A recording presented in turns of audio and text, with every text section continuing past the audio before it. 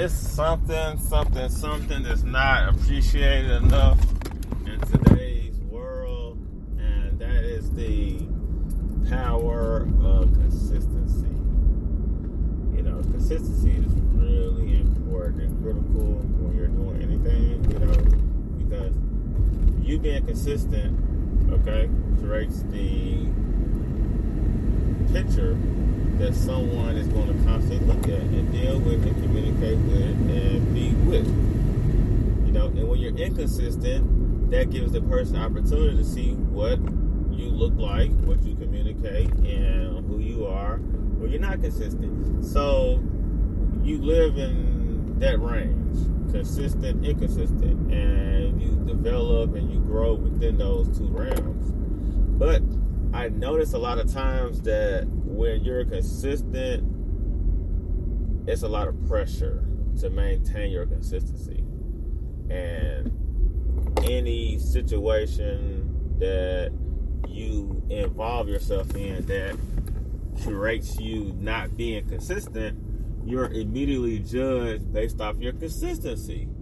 And when this consistency is created, you find yourself, like, when you're consistent, you find yourself balanced. And when you're inconsistent, you're imbalanced. But when you're dealing with other individuals, that's really challenging to maintain because you're dealing with other people's consistency and inconsistent. I'll give you an example. Like, when I was a kid, my mom consistently came home and yelled. And her yell was consistent to the point to where if she did do it, I'm like, what's wrong with mama? Instead of me saying, I don't like you yelling at me, it was more, this is my mom yelling. And it wasn't nothing negative as I look back and get older. It was just her expressing herself at her breaking point. You know, her breaking point was coming home. Because no offense, you know, if you work hard, last thing you want to do is come home to something.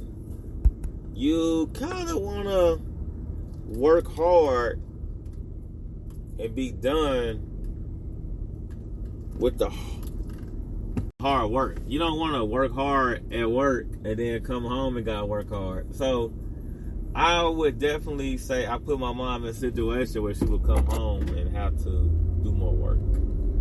And that comes from the consistency of this is how you raised me, you know. And same thing with relationships. It's like I find myself I like to teach people how to deal with me, and I'm consistent with it, how to deal with me. I teach you the good days, the bad days, what to look for, what to expect, the clues, my habits. So you're able to analyze the consistency without me having to tell you once you get to the point of knowing me. And once you know me, I'm definitely simple to deal with. You know, I'm going to do this, I'm going to do that. And when I don't do this and I don't do that, you know why I didn't do this and why I do that. You know, I'm one of those, like, I'm never going to do wrong because I'm going to tell myself. And by me telling myself, I'm going to view it as not being wrong. And we may call that immature, we may call that knowing yourself, but it's definitely, you know, the consistency of me knowing myself and how I deal with myself. And I'm teaching you how to do it. So when you're putting yourself on that pedestal of being consistent, others expect that consistency on a regular basis. They expect you to be able to continuously do that. And, you know, I found myself not in a good space. And for the first time ever, I informed people that I was in that space. And the consequences of me telling them I was in that space was, you're not being consistent. That's not you, Michael. I don't like that. I can't deal with that. And I would say I've actually lost some friends by telling them I'm not being consistent. This is why. And that opens up a can of worms that I feel like that the person they have to deal with. You know, you have to deal with that. You know, not the person, but not the person who's informing the person, but the person who's being informed. So I have to deal with the can of worms I open. But if I don't open up these cans of worms, you don't know. So it's like, you know, damn if you do, damn if you don't. But it's like, what can I live with, you know? And I go through it every year. And this was the first year that I was able to communicate with my structured people that I communicated with. It was my first time communicating with these people. Like my close friends who's been through this process with me every year know. They know. No conversation needed. They know. Alright? They tend to tell me the same thing. Get out of there, Michael. You good. Get out. You got this, Michael. But when you tell new people you're going through it, it's like, I can't handle that. I'm uncomfortable. And it's like, are you comfortable because you're not used to it? Or are you comfortable because you don't want to get used to it? And that's what I'm learning to, I guess, get a feel for with knowing yourself and telling people about yourself. Those are two different, like, challenges I feel like most people. You know, a lot of people struggle knowing themselves, and then a lot of people struggle with, okay, let me tell you who I am. And for me, I tell you who I am from the beginning, and as we grow and evolve, I'm telling you who I'm turning into. And whenever I get to a point I don't want to communicate that, it creates a negative notation on who I am, Michael. And it's definitely not fair, but, you know, life isn't fair. It's not supposed to be fair, because in life you're supposed to grow and develop. And when you are growing and developing, you're creating something new. You're not the same as you were. You're something new creation. And you can't expect people to know how to deal with this new creation because you don't properly know how to deal with it.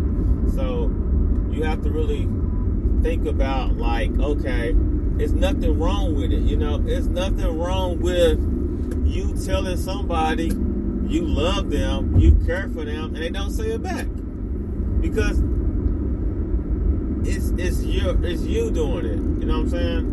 You can't do things and expect a reaction. You know, you can't give something and expect a reaction, because that's counterproductive to yourself. You know, that's creating inconsistency, you know, because in order to get to a point, you have to stop.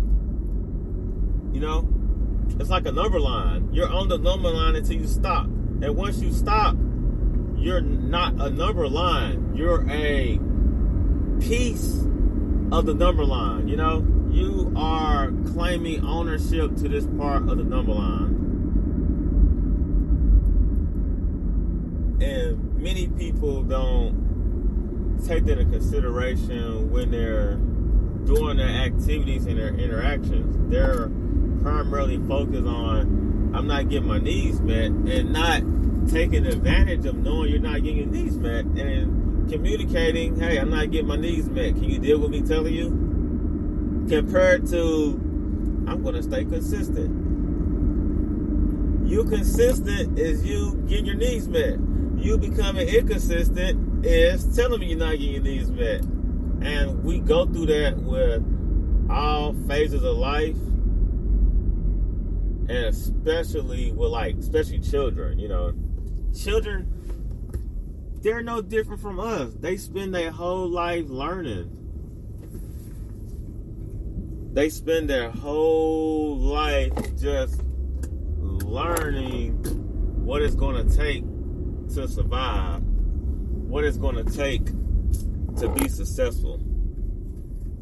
And, you know, we can't be negative to them, so we definitely shouldn't be negative towards each other based on those same concepts, because we start creating unnecessary tension between what you're working on and what you're trying to have.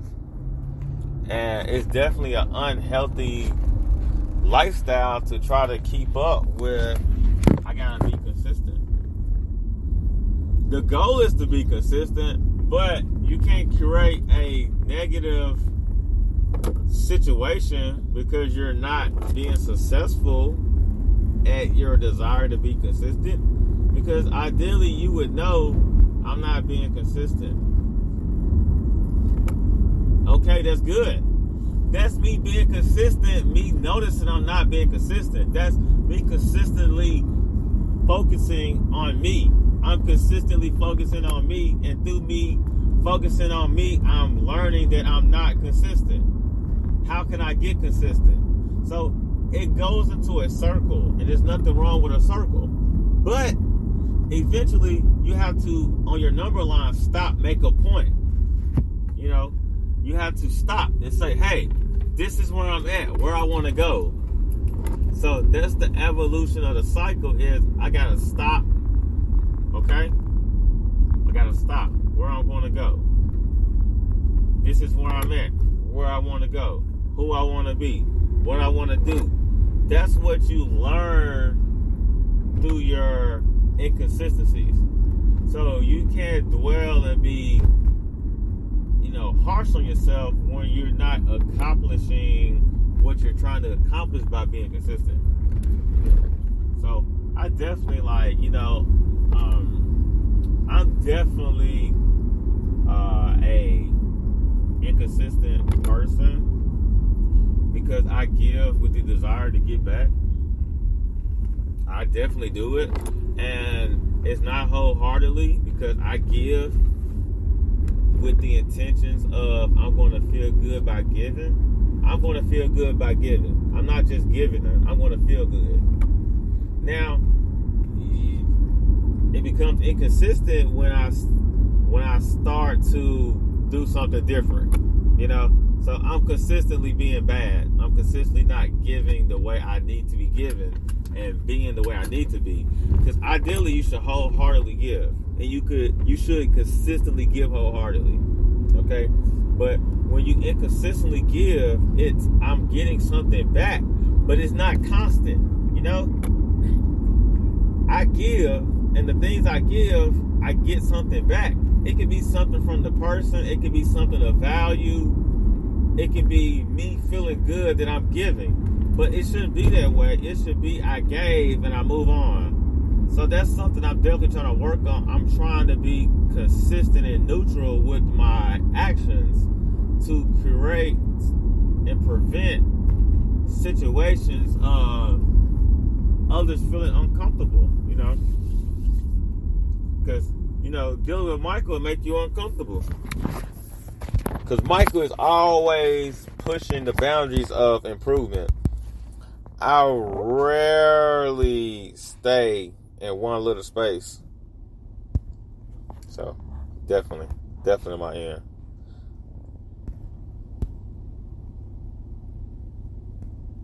So, definitely got to keep that positivity when we're interacting, and definitely our goal is to be consistent, but when we're not consistent and we're inconsistent, we can't be too rough on ourselves because it goes in a circle, and our goal is to get on a number line. All right, holla.